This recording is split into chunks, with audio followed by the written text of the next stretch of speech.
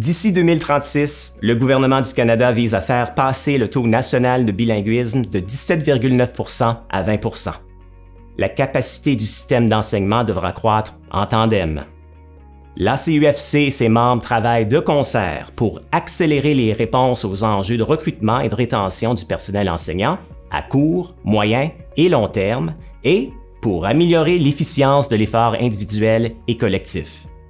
Ce projet structurant de portée pan-canadienne propose des stratégies d'action et des pistes de solutions sur 3 grands axes d'activité. L'attraction et la sélection des candidates et des candidats, la formation initiale en enseignement du français et en français et le perfectionnement professionnel.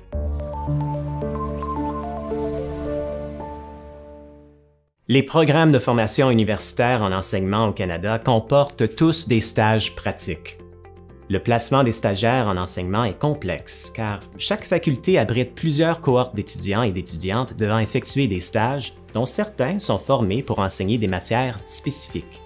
La tâche est encore plus difficile dans les milieux francophones minoritaires où le bassin d'écoles et d'enseignants pouvant accueillir des stagiaires est plus restreint. L'ACUFC a mené une recherche sur l'offre des stages de la perspective des facultés d'éducation et a permis de recenser des tendances et des enjeux d'intérêt, en particulier ceux qui exercent le plus d'influence sur le choix des pratiques, ainsi que leur évolution, leur mise en œuvre ou leur impact.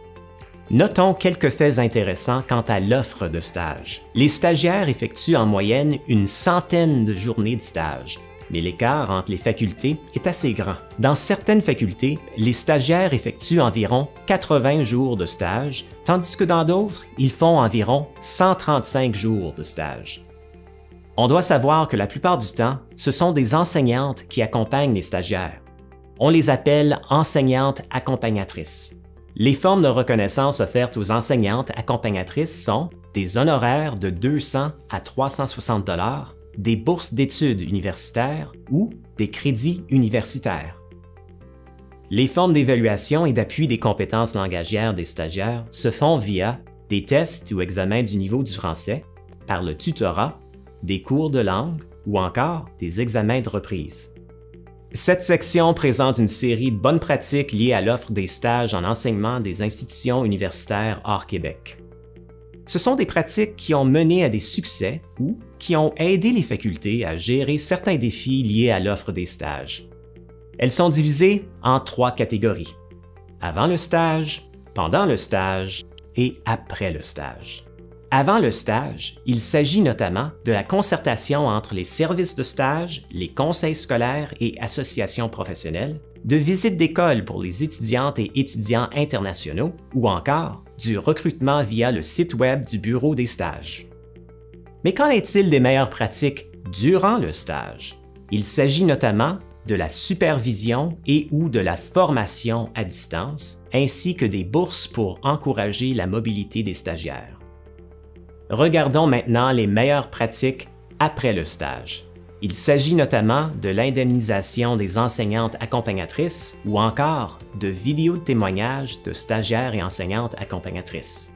Produire et diffuser de telles capsules vidéo peut démystifier l'expérience d'accueillir des stagiaires et sensibiliser par rapport à l'importance du stage pratique.